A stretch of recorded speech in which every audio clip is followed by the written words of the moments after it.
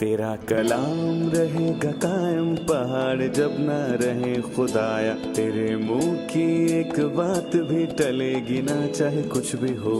तेरी मान दिए है जिंदा सोने से भी कीमती, मेरा दिल ये दे गवाही है ये किताब अजीम।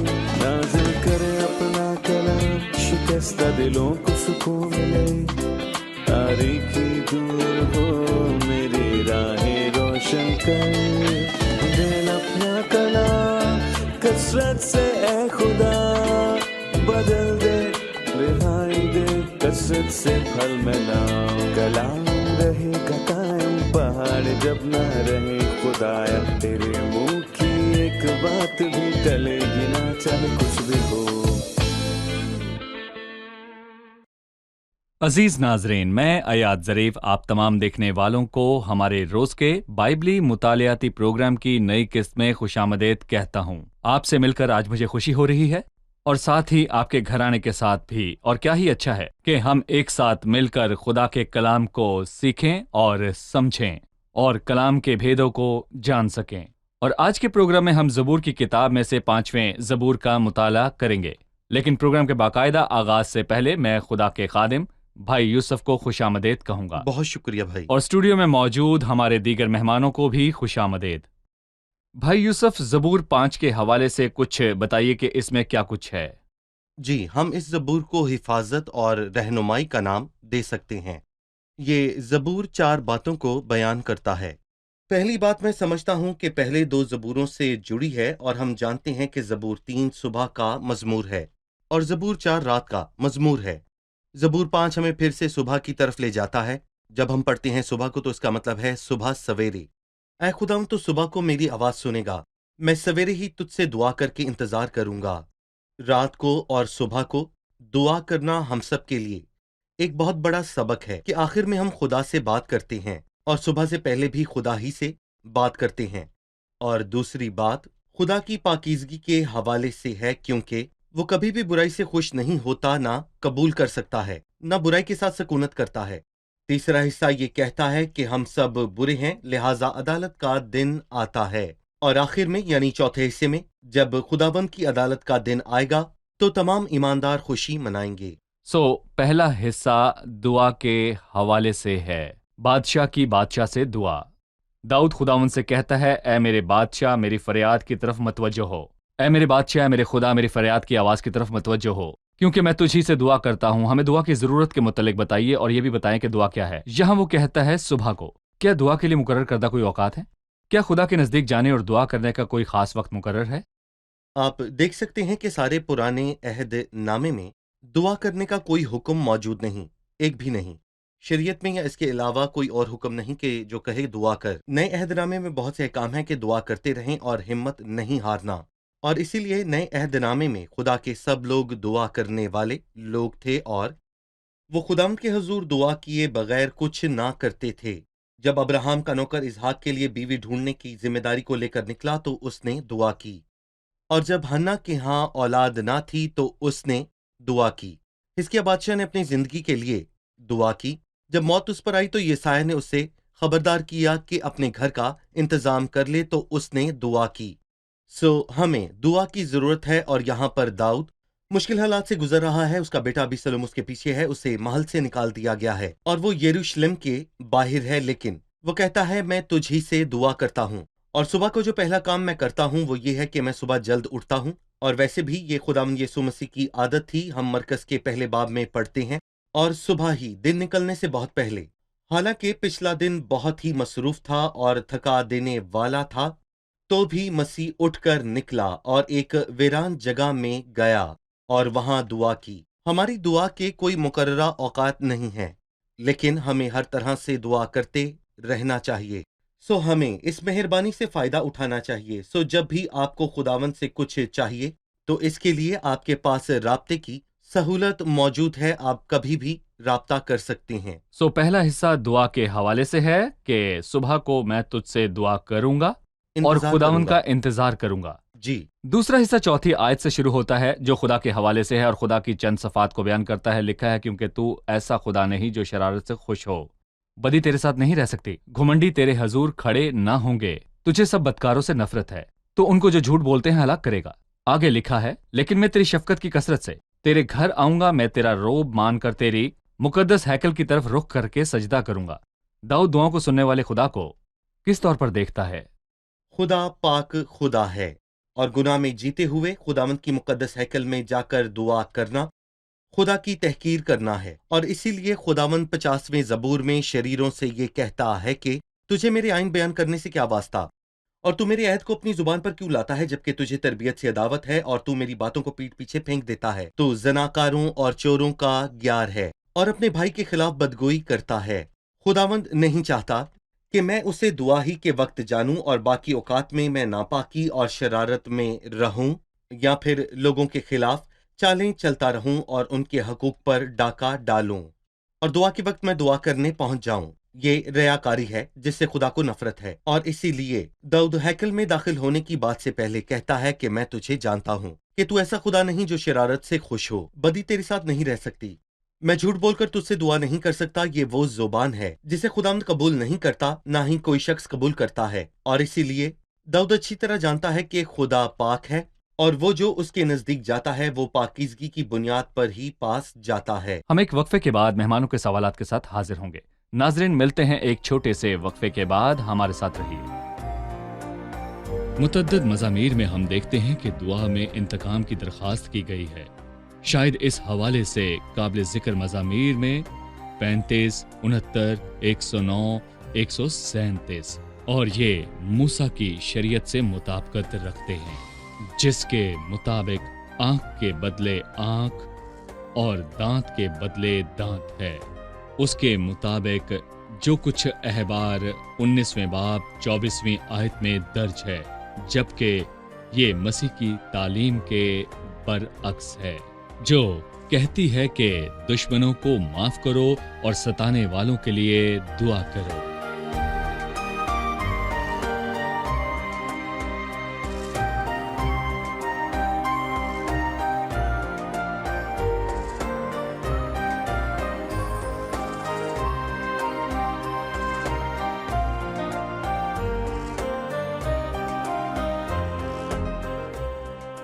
खुशामदीद। आइए चलते हैं मेहमानों की जानिब और जानते हैं उनका सवाल। लिखा है, ए खुदा तू उनको मुजरिम ठहरा, वो अपने ही मशवरों से तबाह हों, उनको उनकी गुनाहों की कसरत के सबब से खारिज कर दे, क्योंकि उन्होंने तुझसे सरकशी की है। क्या हम शरीरों की सजा के लिए दुआ कर सकते हैं? हमारे पास ऐसा करने का हक कब होता है? मज़ामीर के अंदर अमूमन इंतकाम की बहुत सी बातें की गई। भाई यूसुफ, अहम सवाल जी। है शरीरों की सजा और इंतकाम के लिए दरखास्त करना। हमने जाना कि पहले हिस्से में दुआ की बात की गई है, दूसरे हिस्से में खुदा और उसकी पाक फितरत की। यहाँ वो शरीर लोगों की बात करता है। उसने उनके लिए दुआ की, उनके बदलने के लिए नहीं बल्कि इंतकाम के लिए। क्या इंतकाम के लिए दुआ करना मुनासिब है? ज़बूर की किताब में आपको ये बात बहुत जगह पर नजर आएगी। ऐसे बहुत से मज़ामीर हैं जिन्हें इंतकाम के मज़ामीर कहा जाता है, या उनके कुछ हिस्से हैं, मसलन ज़बूर 69 या फिर ज़बूर 109, और इनमें बहुत से ऐसे हिस्से मौजूद हैं जो कि मैं कहूँगा कि मसीही एतबार से नामुनासिब हैं। सेंट अगस्टिन ने एक बहुत ही खूबसूरत बात कही, सही तफसीर के लिए ज़मानों में इम्तियाज करो, और वो शरीयत के ज़मानों में जी रहे थे, आंख के बदले आंख और दांत के बदले दांत, और खुदावंद शरीर दुश्मनों को हलाक कर डालता है। दरअसल ये दाऊद के ज़ाती दुश्मन थे, और दाऊद ने बजाते खुद अपने दुश्मनों को माफ किया, जैसा कि हमने देखा। उसने बहुत बार साउल को माफ किया, यहाँ तक कि नाबाल को, जिसे कत्ल करने का इरादा उसने किया, लेकिन अबीगैल की बातों की वजह से उसने उसे माफ कर दिया, हालांकि उसने उसकी बहुत तौहीन की थी। सो वो जाती इंतकाम की दरख्वास्त नहीं कर रहा, इसलिए कि वो खुदा के दुश्मन हैं। और हम जानते हैं कि नए अहदनामे में भी फजल के दौर के इख्तिताम पर, मतलब जब फजल का दौर खत्म होगा तो एक दिन इंतकाम का आएगा। लेकिन इस वक्त जब हम फजल के दौर के अंदर हैं तो हम बिल्कुल वैसा ही करते हैं जैसा यीशु ने किया। उसने अपने दुश्मनों के लिए दुआ की, और ऐसा ही शहीद स्तिफनस ने भी किया। आए खुदा, ये गुनाह इनके जिम्मे ना लगा, लेकिन वो शरीयत के दौर में जी रहे थे, सो हम उनकी इस दुआ की तकलीद नहीं कर सकते। और मैं यहाँ पर ये कहना चाहूंगा کیونکہ اس لیے کہ ہمارے پاس سیکھنے کے لیے پوری بائبل موجود ہے، لیکن ساری بائبل ہمارے متعلق نہیں ہے کہ ہم لفظ با لفظ اس کا اطلاق کریں، بلکہ ہمیں زمانوں کا امتیاز کرنا ہے تاکہ ہم صحیح تفسیر حاصل کر سکیں۔ صحیح۔ 11ویں آیت کا آخری حصہ برکت کے حوالے سے ہے، خدا کی مداخلت کرنے کی برکت، اس حوالے سے بتائیے۔ جب خداوند شریروں سے انتقام لیتا ہے تو دیندار اور راست باز خوشی مناتے ہیں، اور غور کیجئے کہ بائبل کے پہلے ہالےلویا کا تذکرہ زبور 104 کے آخر میں کیا گیا۔ 35ویں آیت، گناہ گار زمین پر فنا ہو جائیں اور شریر باقی نہ رہیں۔ اے میری جان خداوند کو مبارک ہے، خداوند کی حمد کرو، ہالےلویا۔ نئے عہد نامے میں ہالےلویا لفظ کا تذکرہ بابل کی عدالت کے بعد ہوا، اور جب خداوند دشمنوں کو ہلاک کرنے کو آتا ہے تو ہمیں خوشی ہوتی ہے، لیکن جب تک خداوند توبہ اور فضل کے دور کو قائم رکھتا ہے تو ہمیں ان دشمنوں کی تبدیلی کے لیے دعا کرنی ہے، اور لکھا ہے اپنے دشمنوں سے محبت رکھو اور اپنے ستانے والوں کے لیے دعا کرو۔ بھائی یوسف، پھر آتا ہے چھٹا زبور، ہمیں زبور 6 کے حوالے سے کچھ بتائیے، یہ کس کے بارے میں ہے؟ زبور 6 ندامت اور توبہ کے زبوروں میں سے ایک زبور ہے، اور توبہ کے زبور ہیں 6، 32 اور 38، زبور 51، زبور 102، زبور 130، اور پھر اس کے بعد زبور 143۔ 7 مزامیر توبہ کے ہیں جن میں رحم کی درخواست کی گئی ہے۔ ان میں سے سب سے مشہور زبور 51 ان ہے، میں سب اے سے خدا مجھ مشہور پر رحم زبور فرما۔ 51 ہے، بالکل۔ جب داؤد گناہ میں گرا تو اس نے توبہ کی، اور وہ حقیقی توبہ تھی۔ دیکھیں یہاں وہ کیا کہتا ہے کہ میں اپنا پلنگ آنسوؤں سے بھگوتا ہوں، ہر رات میرا بستر تر ہے، اور یہ توبہ حقیقی توبہ ہے۔ اور اس سے پتہ چلتا ہے کہ گناہ میں کوئی حقیقی خوشی نہیں ہے، دیانتداروں کے لیے یہ ایسا نہیں۔ اس سے غم، اداسی، آنسو، دل کا ٹوٹنا جنم لیتا ہے۔ اور اسی لیے جب ہم اس زبور کو پڑھتے ہیں تو ہم دیکھتے ہیں کہ داؤد گناہ سے کتنی نفرت کرتا ہے، حالانکہ وہ لڑکھڑا کر اس میں گر گیا، لیکن خدا نے اس کی توبہ کو قبول کر کے اسے بحال کیا۔ جب ایک گناہ گار دعا کرتا ہے تو خدا اس پر رحم کرتا ہے، اور یہاں داؤد توبہ کی دعا کر رہا ہے، خدا نے کب مداخلت کر رحم فرمایا؟ یسایہ 55 کو دیکھیں تو وہ بہت ہی خوبصورت بات کہتا ہے، جب تک خداوند مل سکتا ہے اس کے طالب ہو، جب تک وہ نزدیک ہے اسے پکارو، شریر اپنی راہ کو ترک کرے اور بدکار اپنے خیالوں کو، اور وہ خداوند کی طرف پھرے تو وہ معاف کرے گا۔ تو اگر میں اپنی بری راہ کو چھوڑتا ہوں اور خداوند کے پاس تائب دل سے آتا ہوں تو خداوند کے پاس معافی موجود ہے۔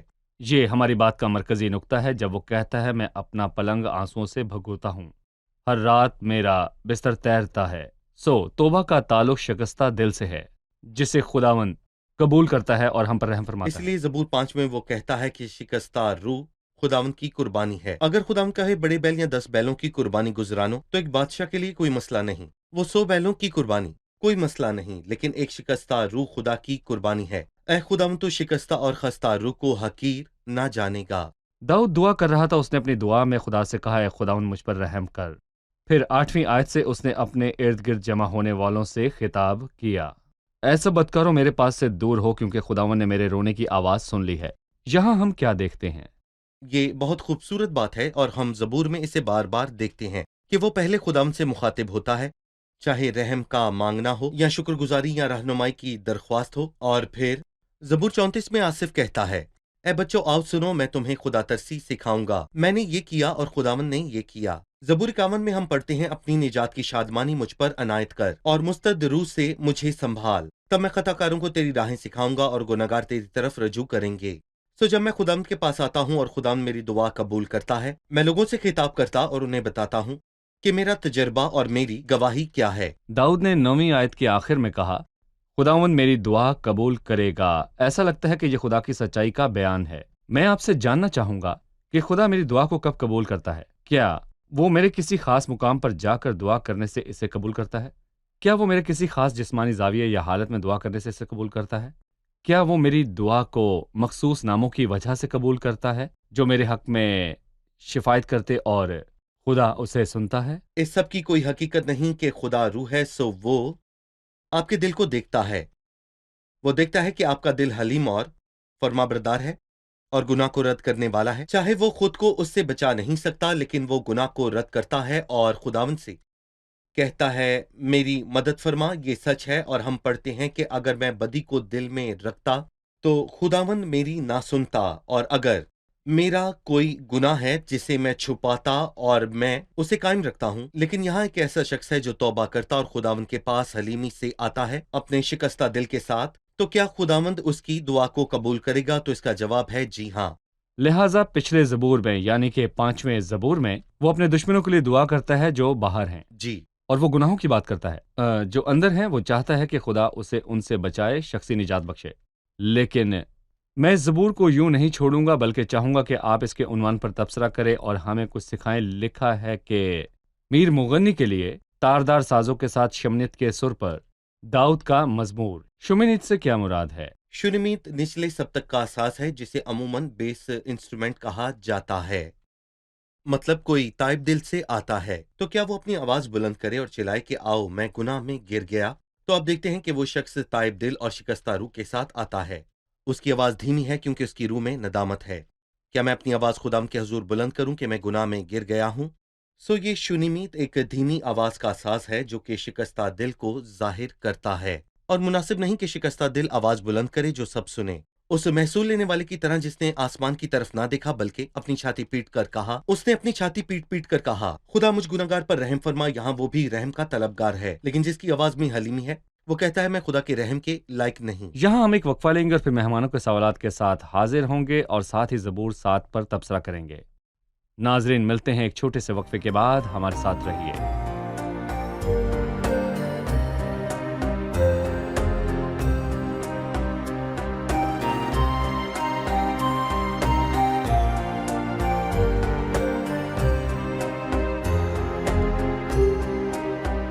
خوش آمدید۔ آئیے چلتے ہیں مہمانوں کی جانب اور جانتے ہیں ان کا سوال۔ میں مزامیر کے عنوان کے متعلق جاننا چاہوں گا۔ زبور 5 میں ہم پڑھتے ہیں میر مغنی کے لیے بانسلیوں کے ساتھ داؤد کا مزمور۔ بانسلیاں کیا ہیں اور ان سے ہم کیا سیکھتے ہیں؟ زبور 7 میں ایک اور اہم بات لکھی ہے، اس کے عنوان میں ہم دیکھتے ہیں داؤد کا شگیاؤن۔ اس سے کیا مراد ہے؟ صحیح سوال مزامیر کے عنوان سے متعلق ہے۔ جی آپ نے ہمیں بتایا کہ یہ الہامی ہے، یہ عنوان بالکل۔ الہامی ہے۔ بانسلیاں کیا ہیں اور شگیاؤن کیا ہیں؟ اس کا خوبصورت مطلب ہے اگر ہم میں سے کوئی اداس ہوتا ہے تو آپ فوراً اسے کام کرتے دیکھتے ہیں، وہ پھونکتا ہے، ٹھیک ہے؟ در حقیقت جب آپ 5واں زبور پڑھتے ہیں تو آپ دیکھتے ہیں کہ داؤد مشکلات میں ہے، تو اس لیے وہ شریروں کے حوالے سے کہتا ہے اے خدا تو نے مجرم ٹھہرا۔ وہ کہتا ہے جیسے آپ نے کہا کہ کوئی اپنا بوجھ اور مسئلہ دعا میں خدا پر ڈال دیتا ہے۔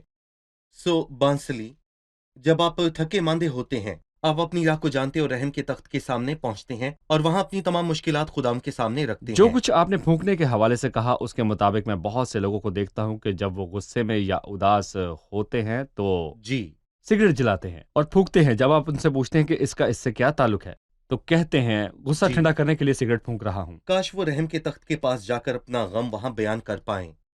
اس سے ان کو فائدہ ہوگا اور ان صحیح۔ کی صحت کو نقصان نہ پہنچے گا اور ان کا مسئلہ بھی حل ہو جائے گا۔ سگریٹ پینے سے مسئلہ تو حل نہیں ہوگا۔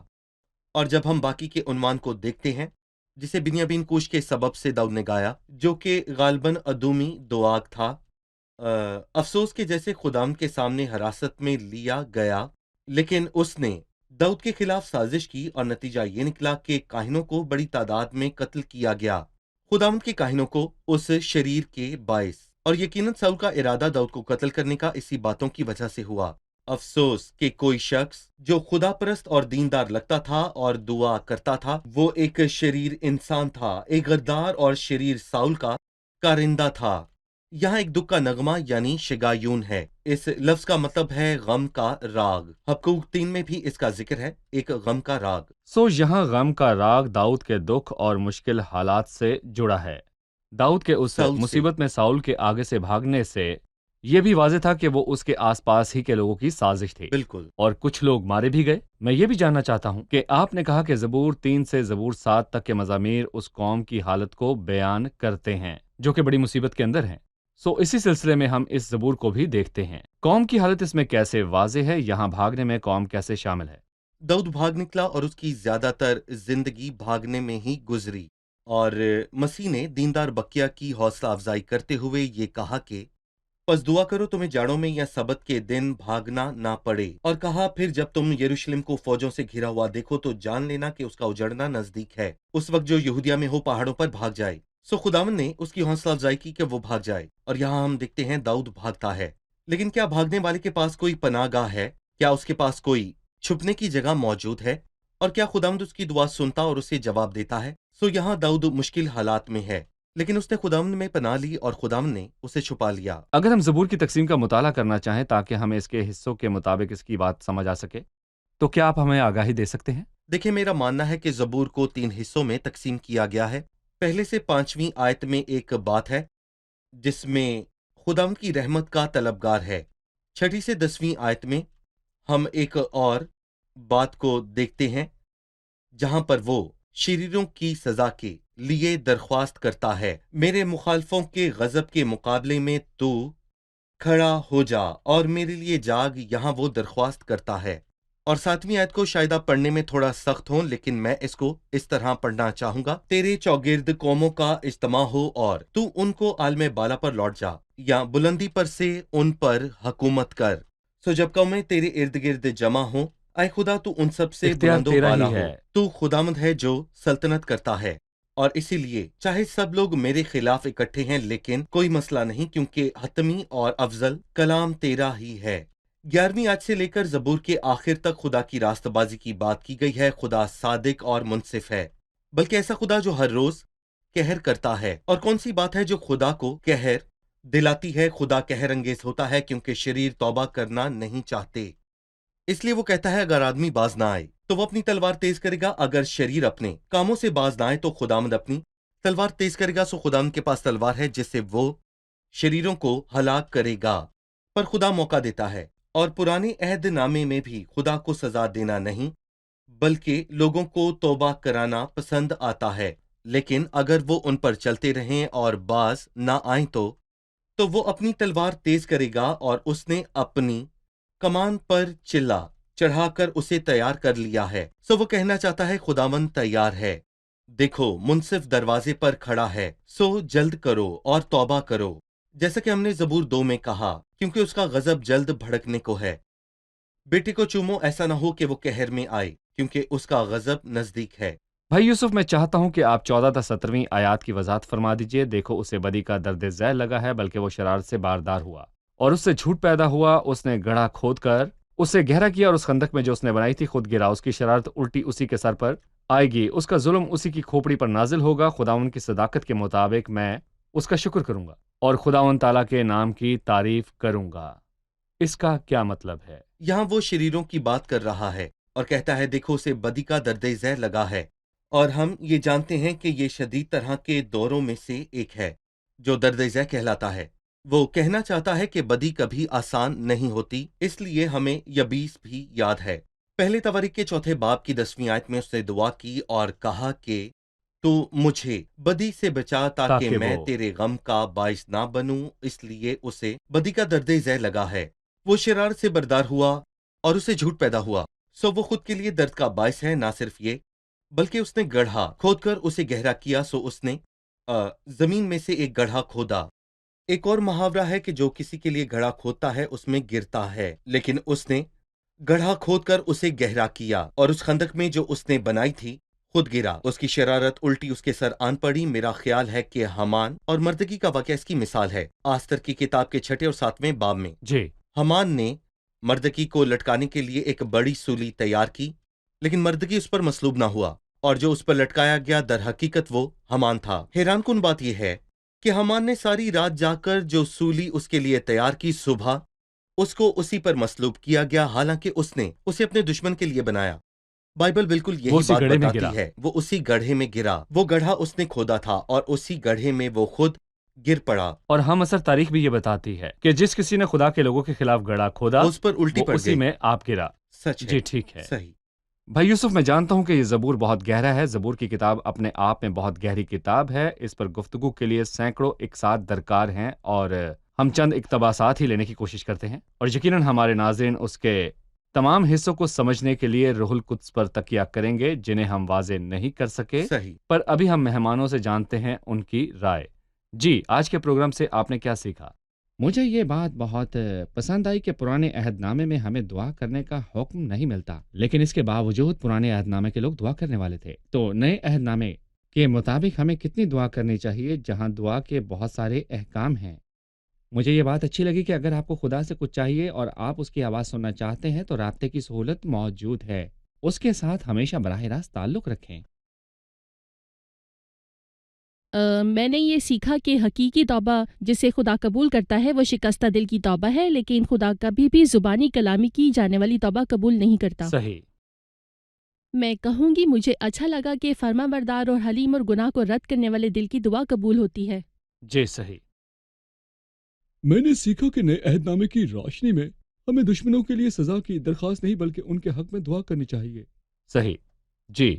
خدا کا کلام میری زندگی کے تمام حالات میں کافی ہے، چاہے میں تھکا ماندہ یا خوف زدہ یا گناہ میں گرا ہوں۔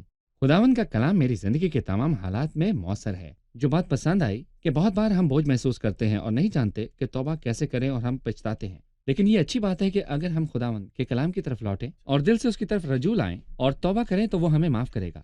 صحیح۔ شکریہ، خداوند آپ سب کو برکت دے۔ بھائی خدا یوسف آپ کو آپ کا برکت بھی دے۔ شکریہ۔ عزیز ناظرین، داؤد نے خدا کو پکارا جب لوگوں کے جتھوں نے اسے گھیر لیا۔ اس نے خداوند سے کہا عالم بالا کو لوٹ جا، اور وہ اس سے کہنا چاہتا ہے کہ فقط تو ہی تمام قبیلوں اور دشمنوں پر حکومت کرتا ہے، تو ہی بلند و بالا ہے۔ میرے عزیزو، ہمیشہ یاد رکھیے، اگر آپ کو سازشوں اور ہتھ کنڈوں کا سامنا ہے، اگر بادشاہ آپ کے مخالف ہیں، تو ان سب سے اوپر ایک ہے جو بلند و بالا ہے۔ وہ ابدیت میں سکونت کرتا ہے، وہ آسمان کا خدا ہے جو اختیار رکھتا ہے، وہ قادر مطلق ہے جو انسانوں پر حکومت کرتا ہے۔ اس کا کلام اول اور آخر ہے، اور زمین پر کوئی بھی اس کے فیصلوں میں مداخلت کر کے انہیں روک نہیں سکتا جب تک خداوند کا حکم نہ ہو۔ اس لیے عزیزو، بھروسہ رکھیں کہ آپ کے حالات اور مستقبل انسان کے ہاتھ میں نہیں بلکہ خدا کے ہاتھ میں ہے، چاہے تمام سلطنتیں آپ کے خلاف اکٹھا ہو جائیں۔ آسمان پر کوئی ہے، خدا قادر مطلق، جو آپ کی طرف ہے، اور اس کا کلام اول اور آخر ہے۔ اس پر بھروسہ کریں، اس سے ہمیشہ بات کریں اور اپنا بوجھ اس پر ڈال دیں۔ اگلے پروگرام میں پھر ملاقات ہوگی۔ خداوند آپ کو برکت دے۔